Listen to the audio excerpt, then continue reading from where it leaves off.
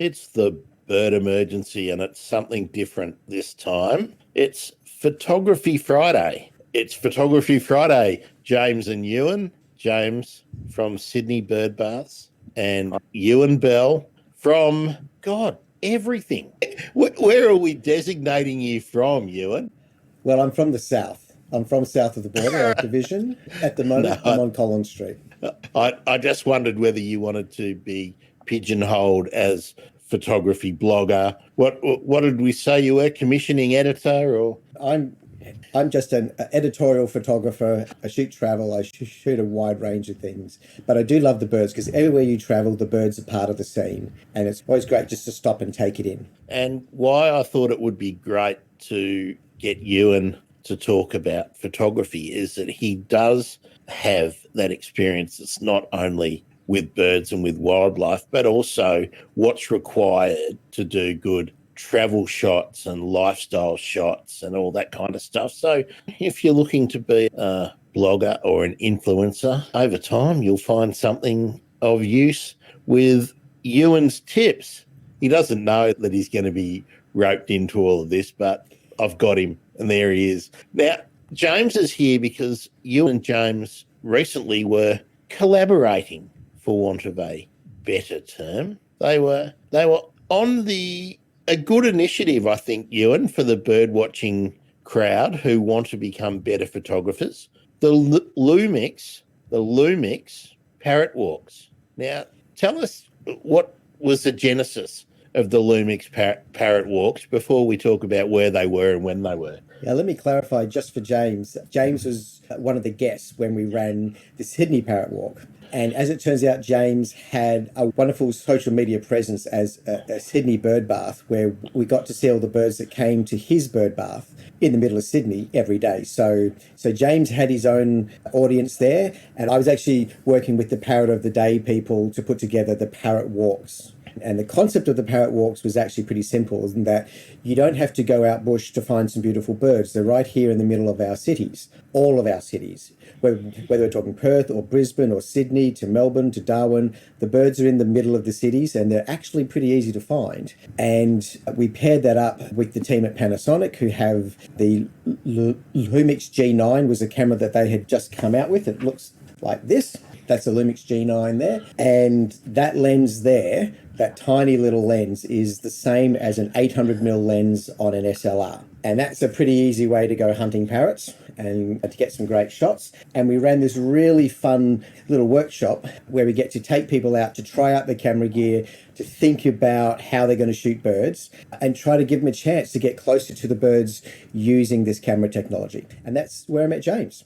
Hi, James. Hi. Yes, I really enjoyed that parrot walk, and I ended up purchasing that exact lens after trying it with my own.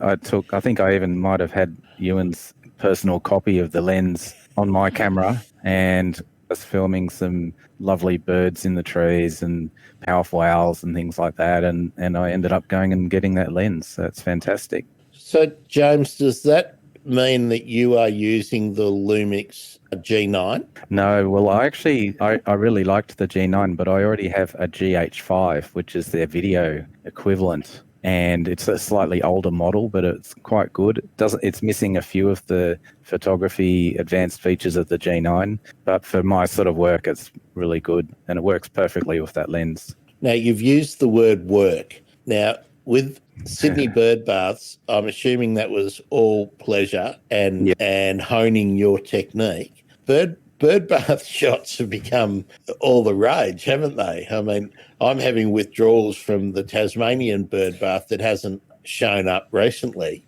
But I was watching what you were putting up, James, and of course you haven't been up so much lately because you obviously relocated. Well, the birds haven't started frequenting the bird bath yet properly, partly because it's not set up fully. I don't have enough surrounding nature around it set up, but also the birds aren't used to it, and they were scared of the dogs that used to live in this garden. But it's starting to happen. I actually got a bird last week, and so, yeah, it's not far off. And I've been doing other bird shots in between. How long have you been in your new place? just over a year. So we moved in the middle of the pandemic, which was a very interesting time to move. And that gives an indication that it takes the birds quite a while to find a suitable location. They get used to watering, to drinking in the same place. If there are threats, predators around, that gets imprinted.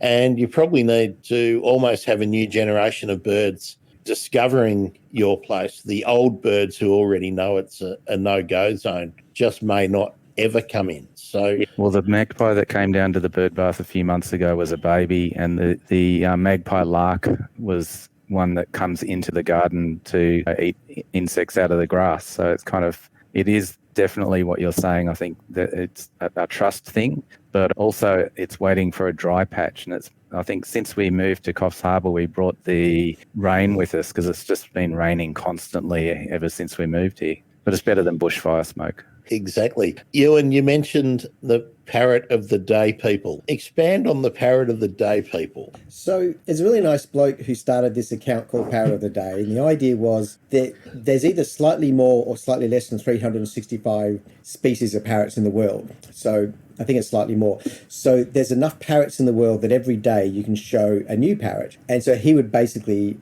take photos of parrots from a library and put them up every day. And then he started to go out and to shoot his own, and he's got plenty of great shots himself. And he also reshares pictures of parrots that other people put onto Twitter, and he'll share that out again. And so the parrot of the day for me was one of the really great things about social media, where you're focusing on something that's really positive. You might not be changing the world, but you are getting to tune into what's really important and tune into what's really lovely about the world that we're in, and to spend a little bit more time in that part of the world instead of at the Ozpol hashtag or something like that, because it's grim on Ozpol. It's nice to just be a bit of a smartass on Oz sometimes. I mean, sometimes you have to laugh or you just would cry. Yeah. And so the parrot of the day was great, and it was really celebrating how great parrots were. And he's kind of a marketing person. He's got a marketing background. He came up with a logo and he started to brand it a bit, and things have really taken off. So my idea was, I knew plenty about photography, and I knew there were people who knew more about birds than I did.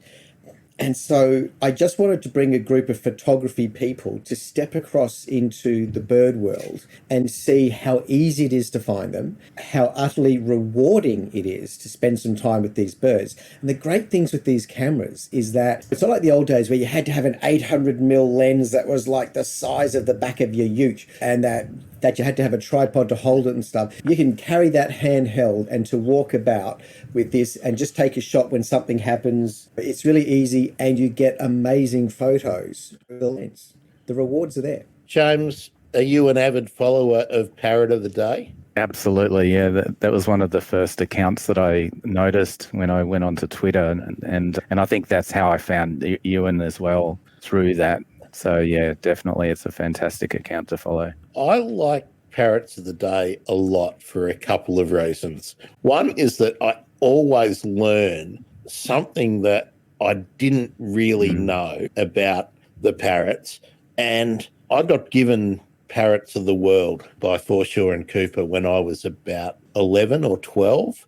So I was studying all these unbelievable parrots as a little kid that I always dreamed that I would see. The reunion parrot, the society parakeet, and the kakarikis as they were called back then. And now to see them in really natural poses, just doing parrot things. In some of the shots are not real great, but that doesn't matter because they're a real study in nature. But what I've also noticed is that the individual in question, Ewen, that you said was a very knowledgeable fellow, and he certainly is, his photography has just come ahead in leaps and bounds. I've really noticed in the last 2 years, and that you kind of feel like you're involved, and it's like the Hungry Parrots as well. That's just getting better and better. And there's a whole heap of people.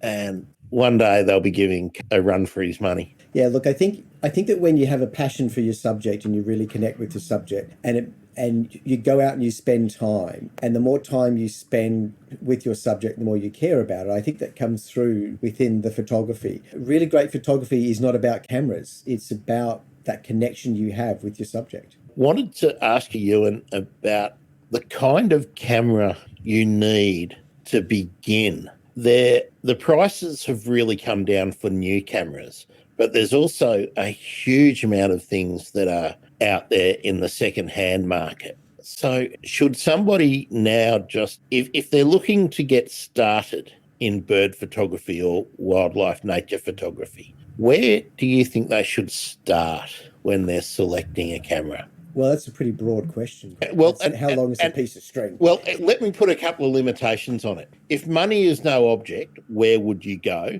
And if somebody was, and I'll put my hand up to this, I want to spend sub $1,000 to get started, and I want a camera that I can also use when I'm doing the podcast, when I'm doing inside stuff for streaming. Now, nearly everything is able to be streamed, so I want something that I can use for do 4K output, but is robust enough to get out there. So do I want mirrorless? I was looking at Lumix. Now there's a model which is around $400. Is that worth buying? Or do I save my bickies and step up? Are the Nikons, are the Canon DSLRs, are the EOS or the D series worth considering? Look, I don't think it matters what brand you choose. It does matter what lens you pick, but the brand of camera is less important than which camera within their range that you're picking. Clearly for me, I think that the G9 is a great camera to do the job. And for me, when the G9 came out, it was the first of the Micro Four Thirds that actually gave me the power to do the things that I was trying to do. Because prior to that, the Micro Four Thirds, trying to see through the viewfinder was the major constriction. It was so small. And I think, James, one of the differences between the G9 and the GH5 is that if you're using the viewfinder through the GH5, it's a smaller viewfinder. It's harder to see what you're looking at. Did you see a difference when you used the G9? I think it was a bit better, and I can't remember what the main features were. I think it was the locking onto subjects type features that are better, like when you're trying to video a moving object. Yeah. Yeah. But the Panasonic viewfinders, even in mine, are still better than like the Sony. I have a Sony A7 III, which is it's an entry level full frame camera, but it's meant to be a pretty good camera. But I find the viewfinder a lot nicer because it's real time, it's image stabilized properly, and it doesn't pixelate as much. And yet my camera is the Panasonic camera is about 3 or 4 years older. So yeah, so I'm a big Panasonic fan, even though I invest in Sony as well. Yeah. I think the hard thing is the difference in the technology within a single camera brand is so broad. It's so hard to shop. And the way I try to help people when they ask me is that I say, here's one way that it's going to work. Here's one camera system, one package that'll get the job done. It doesn't mean it's the only way. It doesn't necessarily mean it's the best. But the results I've gotten off the G9, I could never have gotten off my SLR gear. I just would never have gotten the same kind of results. Now, if you only have $1,000 to spend, that's tricky. That changes the whole ball game. If I think what do I need to get a G and the lens that you would recommend for me heading over to the park and then doing Merry Creek and the Botanic Gardens and whatnot? Brand new, you're looking at around about $3,500 to $3,500, depending on the street price on any given day. So $3,500 is the lens plus the camera. Now that's not a lot for something that's going to shoot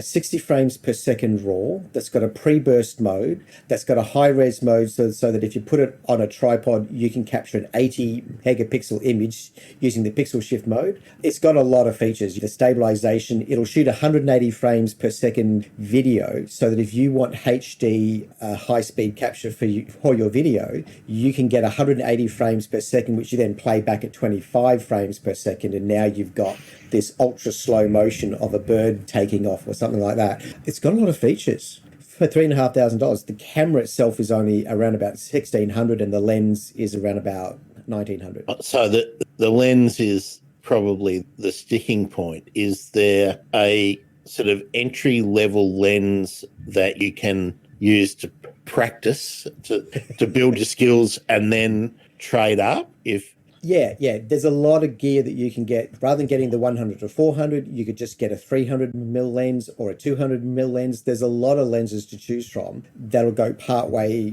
towards that holy grail kind of a top shelf version. Hey, there's a lens that's been brought out by Olympus that costs $12,000 that will go on the G9, and it will give you effectively, I think the native on the lens will go out to 1200mm. So you're looking at a ridiculous amount of telephoto. If you want to spend the money, you can go beyond what I'm shooting with the same thing. The point is, put your money into the lens, put more money into the lens than the camera body. That's my golden rule. Is there a step down from the G9 in the Lumix range? You'd have to go to an older camera, really. The G9 kind of broke the mold with Panasonic. They just put everything worthwhile. In the same way that the GH5 is such a great camera for video, the G9 is such a great camera for stills. Although I use my G9 to capture video too, because it's not quite as good as the GH5, but it's pretty handy, and it does do the 180 frames per second. So I think it's good enough. Yeah, it's good enough. I had a look at the specs, and I was quite impressed with what I saw. But I don't know if it's limited to 29 minutes, though, 30 minutes limit on the video. Because for my videos, I tend to set up the camera and just leave it running with external power, and then edit the footage later, because the birds will be scared away from the bird bath if I'm standing there filming. So they're completely human involved. There's no involvement with humans. I don't ever feed them or lure them in any way. I just have to wait patiently. That's a really great point that you're making there. And one of the things I loved about the bird bath when it was in Sydney and you saw all the currawongs and all the other birds coming through was that so much of the bird photography relies on bird calls or bird feeding to bring them in. And I have a bit of an issue with this because I don't know where that line is where you go far. There are times I see people who definitely go too far. Like I saw a guy in Royal Parade who was in the same spot for 2 hours calling in pardalotes, and I saw his pictures go up on Facebook the next day, and I had to block him on my social media because it just made me mad that he was hammering that little bird for 2 hours with a bird call so that he could look good for his photography. And there's an ethical issue there. And where is the line? There's clearly a difference between him calling for 2 hours and the average person who plays a call for 2 minutes to get their shot of a pardalote. But where is that line? And that what James is doing with the bird bath, where you're simply providing the resource they need, the water, to come in, and they'll come in when they're comfortable and you're going to get some shots, is really different to like that heavy bird calling. And just as an aside, the parrots, I don't think there's any parrots that respond to bird calls. They're really bad at that. They're too smart and they work it out and they don't respond to bird calls. And they're hanging out in their own group. I think they know who's talking to them. And we're streaming out, which was part of the experiment, to see who would come in. We do have somebody who's asked the same question that I asked you before we went live.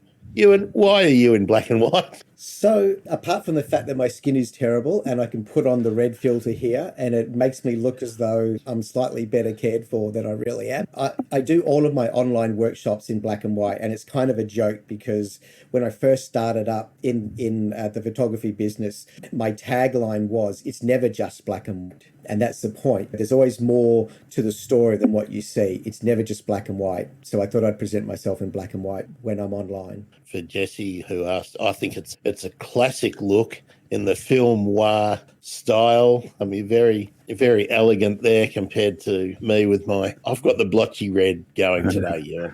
I also give it the thumbs up. I think it looks great, and I think I'll set up a proper DSLR next time so I can push out the focus at the back as well. Well, James, if you just use the video output into a capture card off your GH5, you can set the output. You can just control the picture style, and that's how I'm getting the black and white. And you can go for something where you reduce the saturation and pump up the contrast, or you can play with your picture style and just use that to stream with. And actually, Grant, one of the reasons that the GH5 is a better camera for what James is doing than, say, the G9, that the G9 will tend to overheat trying to do what James is doing, whereas it will actually can go for hours without getting too hot. I can be a testament to that, because when the really huge heat waves were on before the fires really got going, I was filming and it was like 42 degrees outside. And I had the camera outside on the balcony with the afternoon sun actually beating down onto the concrete. So there was like this micro thing, and it was so hot. And the GH5 kept going. And I've also got a G85, which is a kind of cheap version, a much lower end camera, and that thing overheated. And that's by Panasonic, but it overheated because it's a cheaper entry level. Yeah, that's right. It's harder to actually design the gear to dissipate that heat. And so a cheaper camera body, that's one of the reasons they cap the recording at, say, 10 minutes or half an hour or something, because they know that under certain kinds of conditions, it's just going to get too hot and the camera will shut down. And I actually had an external power supply, and it actually fried that. So it actually blew up the power supply on the balcony.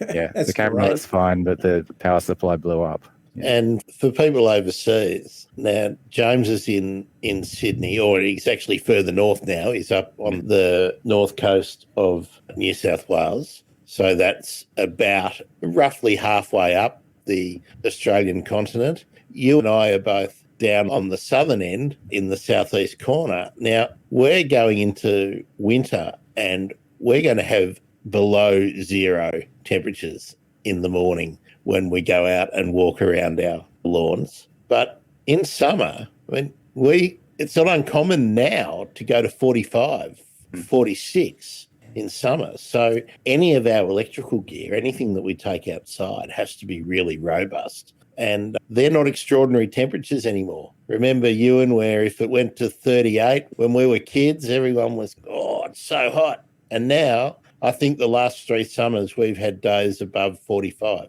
and a couple of them. And we're in the south of the continent. So for people who are in the inland and whatnot, they're pushing 48, 50 degrees in a situation where you're on a bitumen road or on any kind of concrete or whatnot. The radiant heat must be pushing things. I'm afraid to even think about it. Well, they're some of the best days of the year for videoing, because the birds are all, like the parrots are panting their tongues out. Yeah, and they want to go to the bird bath. So there was one day it was so hot I actually shot through the window of the balcony door, because it was just too hot to risk the gear being outside. But it's a testament to the build quality of the gear you've got, James. If you set it up outside and it keeps going through a hot summer, because our summers are very hot. Now, let me tell you the flip side to that, though. The GH5's a great camera, James, but I like the G9 because I can shoot at minus 35 and keep going for like 3 hours on one battery. So I've got a time lapse of the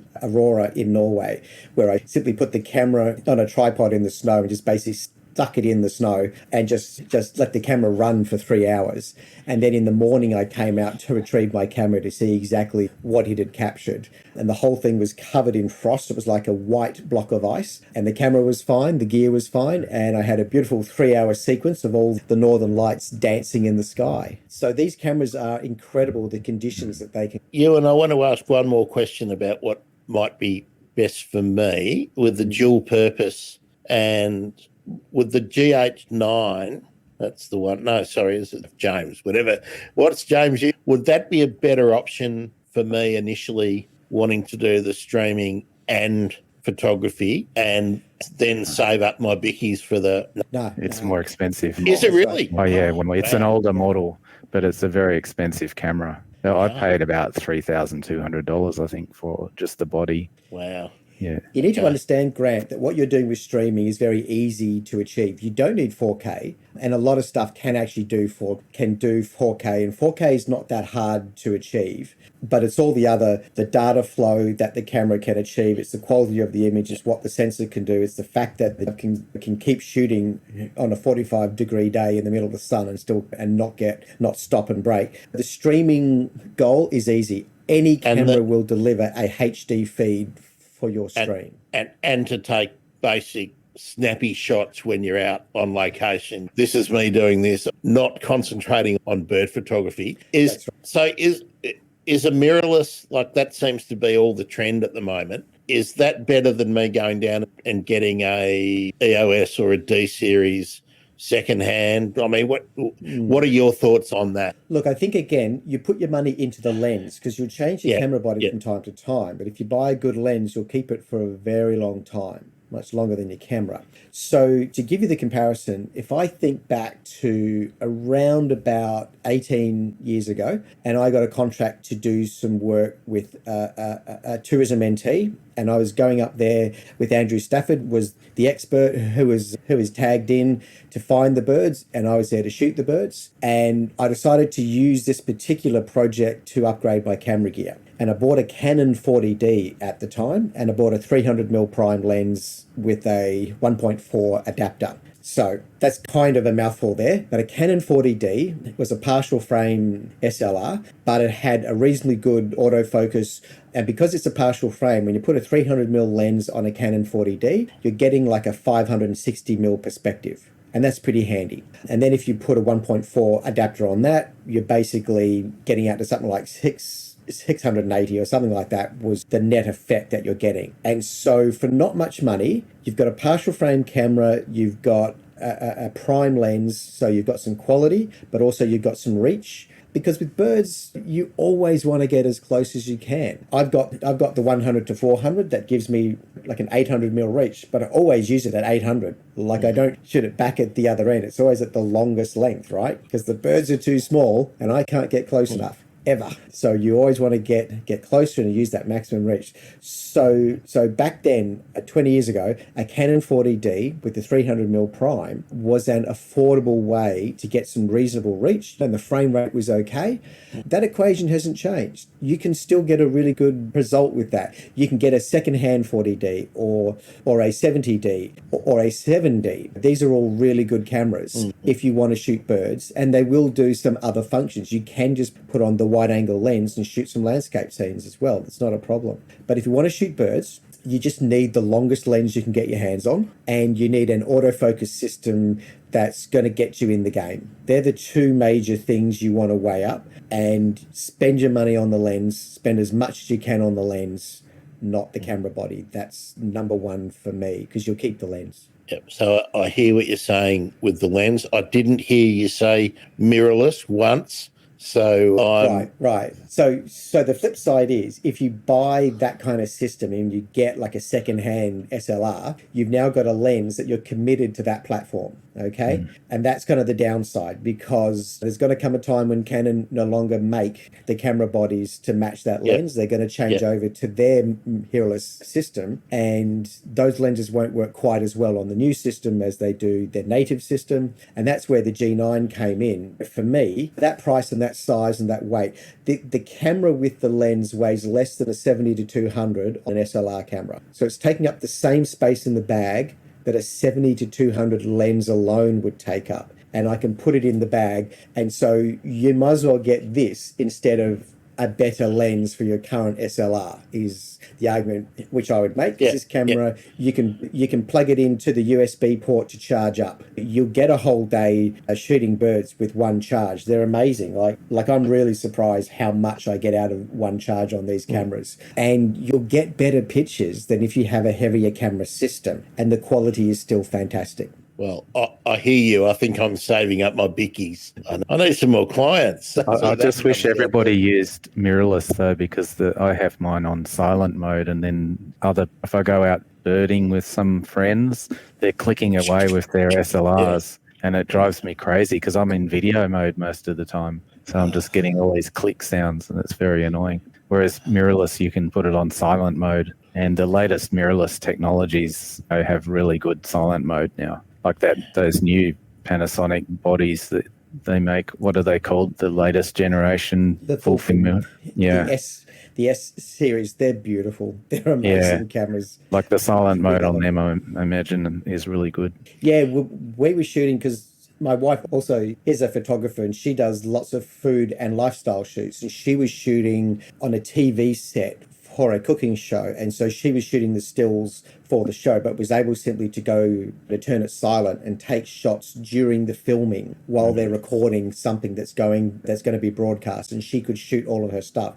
and shoot the behind the scenes and then jump in and shoot some food. And it's like she wasn't there. No one could tell that she was there. She's not actually interfering with anything. Yeah, because it's totally silent. Whereas the old DSLRs, they would say that they have a silent mode, but it was almost as loud as the full click. It was just a little bit quieter. Well, the flip side is that whenever I look through the lens and point that lens at a bird, whether it's silent or not, they're watching me. They can see what my lens is doing. They notice I have pointed the lens at them and they respond. Oh, yeah, they absolutely are doing. Yeah. This idea that we can sneak up on birds and stuff, it's like, it's rubbish. You cannot sneak up on any bird. It's not a thing. They either allow you into their space or they don't. And I think what we forget as people is that the vision of the birds in most cases is immeasurably superior to ours. They see and hear us a long time before we are aware of them. And you're dead right, Ewan. They make a choice. They allow us in or they don't. So, James, I want to ask you another question about how you do your bird bath shots or videos before we go back and revisit the parrot walk. How do you set up the camera on a tripod outside? Do you, if it's likely to maybe have a shower of rain or something, have you got a little canopy and whatnot for it? How do you do it? Well, in Sydney, it was a beautiful setup because it was an enclosed balcony with a really good sheltered position right near the door. And I put a reasonably long lens on, so I wasn't too close to the bird bath. So if the birds were splashing the water, it wouldn't hit the camera. So it was a luxurious situation. The difficulties I had, of course, with that, having a bit of distance between the camera and the bird bath, is I'd have to put a separate microphone right next to the bird bath. And that microphone would actually get wet. So I had a big furry, what they call a dead cat, which is a windscreen on it, and that would get wet and I'd have to kind of dry it out. If they'd had a few currawongs came along and had a big swim, the microphone would get drenched. But having the microphone really close to them made the biggest difference. That's why you could hear the bird. Its little feet were walking around the edge of the bird bath, or a cockatoo would come and land on the edge of the bird bath and you'd hear it sort of bang onto the edge. And so people think that you're standing there with an iPhone right next to it. So I wasn't. So how about the syncing up of your sound with your vision? Is that difficult to do? I am very low tech. I don't have any sound syncing anything. I just make a clicking sound before I turn the camera off. I basically just make a few tap sounds and then stop the camera recording and stop the audio recording, and then I line up the little click sounds in the post. And as long as you've got your clocks fairly similar, so you can kind of align the time and date, then you can sync it up pretty easily. But I don't use time code. I'm quite low tech. Unmute. You weren't actually connecting the audio input directly to the camera feed. They were separate. No, that's devices. right, because it was kind of it was about 3 meters distance, and it would be trailing along the ground, and we're walking on and off the balcony, and I just knew it would get tripped over. So I just ended up just putting a little Zoom sound audio recorder on a $100 recorder on its tripod. Like an H1? Yeah, I've used H1s quite a lot, and the actual one I was using was a Roland R005 recorder. It's a really good recorder. Really good. You can't even buy them anymore, and it was really low noise for its day. It was made about 10 years ago, super low noise, and then I would just manually sync it up. We can totally geek out on the sound gear. I've got a Zoom H6N, which is got one of them as well, which is great. But if I was going to do what you're doing, James, I think I would probably get one of the really long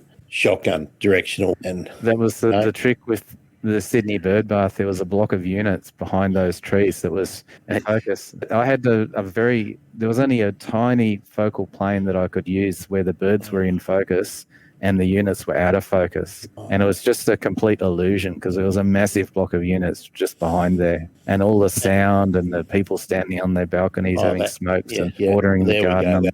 So I pretty well only could use the option that I used. Yeah, There wasn't much freedom. I guess we're veering away from photography for a second, but those shotgun mics, some of them are so good that you don't realise the peripheral noises, even though they're not from the outside, they're from the direct line of sight, but you can hear some amazing things. If people have got those mics and they're pointing at you, they can hear what you're saying from a very long way away. There's no noise behind you so that so you're not picking it up from the same direction, then it will work. Like if you're pointing it up into a tree at a bird, then yes, that will work, but not when there's any traffic. Like if there was a road behind the person and the car driving past, then it would be no advantage. You'd actually just pick up the car sound. Yeah, because they're so sensitive. They're really good. Like the Sennheisers or even the Rode NTG is pretty. What is it? The NTG 300 or 350, the long one. That's pretty great. T3. It might be the NT3, the new model. Yeah, I think that might be right. Ewen, the parrot walks, the Lumix parrot walks. You did them in 3 cities, is that right? Yeah, we had like a couple of years where we ran some. We ran a couple here in the CBD where we would get the group to meet up in a camera store and then just take a tram up to Royal Park, and not hard to find parrots up there. We did them in Perth, and Perth has got Kings Park, and so that was just a beautiful, just such a great park there, and so many birds there to look at. We did them in Sydney as well, and that was how I met James. Sydney was a little bit tricky. We ended up, it was kind of a dry summer, if I recall that one, and the way I plan these things is that I try to do them for the winter time. So in the winter time, it's cooler. The birds that are in the city are basically coming into the flowering gums. It's quite easy to find them. And of course, by the time I get the idea up with Panasonic and they've got to go through their internal process to approve something, then by the time they put the rubber stamp on it, and now it's summer, it's in the middle of October, it's the worst month of the year to look for parrots in the city, because they've either gone south to cooler climes or they go where the food is. Awesome. Parrots. You've got to know where the food is, and where they're eating and what they're eating. And the thing with Royal Park here in Melbourne is that they planted a whole bunch of different species of flowering gums from different parts of the country. So there are gums that flower there throughout the winter, and then it's a different range of gums that flower in the summer, and the same in autumn, spring. And so there's always flowering gums with something to offer the parrots at any time of year. And that's why the birds really love this part of town. And I believe it's got the highest diversity of species of anywhere in the country. And it's just because of the flowering gums. Yeah, it's pretty good. Now, Ewen, what's the future of the parrot walks? Well, we haven't done much for that in a while. And of course, with COVID, everything got shut down. So I'm not sure whether we've got the political will to start it all up again. And also for me, I'm enjoying doing less. I know COVID has been an absolute disaster for lots of people's lives. And for me, just to step into that mode where I do less and actually enjoy just some quiet time with nature has been really great. Like the previous week, I got to do a shoot up in Swan Hill, and for like an hour a day, I got to walk along this little patch of river, and I saw the same azure kingfishers were just in the same spot every hour, every day, and I got to do a whole series of shots of these same little tiny birds, and it was way more fun than actually getting paid to go to work. So maybe we need a kingfisher walk instead of a parrot walk. I don't know. Yeah, it's the collaborative aspect, I think, of getting a bunch of people who are loosely connected, that social connection that we get through bird Twitter, I think is a good idea. Not making it like work is the key. Yeah. The hard part is that on the one hand, we still would like to have an income. And on the other hand, we don't want to focus our whole life on trying to make an income. And so where do our talents and where do our creative goals go? And when it comes to birds, for me, that's a creative goal. It's part pleasure, it's part creativity. And the more you make it work, are you taking away what makes it special in the process? Yeah. James, are you making a career out of bird baths? No, I work for a software company in America. I just work from home. I was doing it before it was trendy. And so that's why I could just go and set the camera up and get it all recording and then go back to the computer. And then a few hours later, just make sure that no one's stolen the camera and stop the recording, start it again just to break the files up. It makes it a bit easier to edit them. But I'd put a 512 gig SD card, two of them, or one of them and maybe a smaller one in the GH5. and it would just fill up this with 100 megabits per second video, 4K video. So you'd have like huge, and then I got really good at just skimming video files really fast and then just throwing them away and only keeping the ones that had something decent on it. If it was just minor birds coming down for a drink, then just trash it.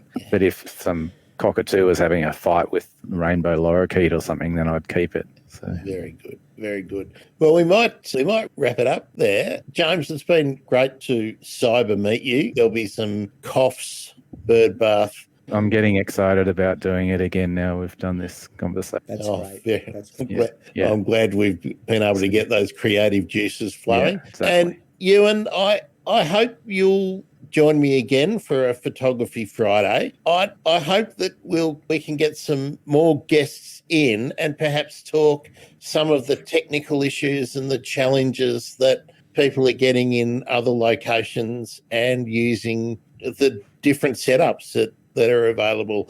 I know somebody I spoke to I sought them out and was complimenting them on their pics, and she said, I've just got a cool pics. It's amazing what you can achieve with something that perhaps hasn't got a great Yeah. So, Ripper, are you happy for people to chase you up on Twitter, where, of course, you posted your Azua Kingfishers series from Swan Hill? Yes, indeed. Come and find me on Twitter. What's my handle again? STER, Euster. Oh, there's an S missing off the screen there. Oh, well. Actually, there's an extra E is what's happened. There's an extra E. Oh, there's an extra E. One's got an extra S on it.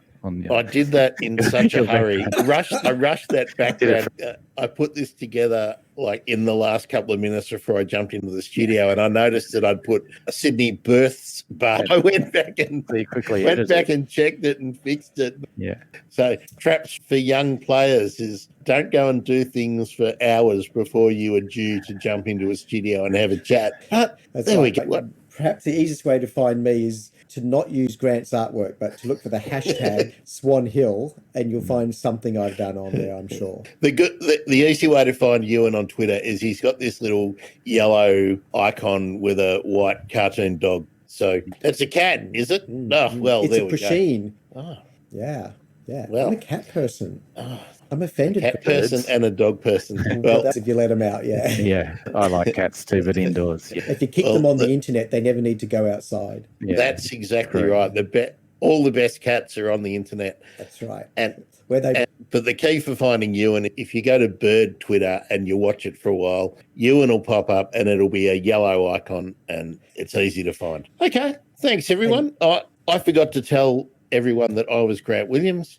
James is going to have his lunch shortly, and this has been Photography Friday on the Bird Emergency. I hope you've enjoyed it, and I hope you'll come back for the next one. Uru. Uru. Uru.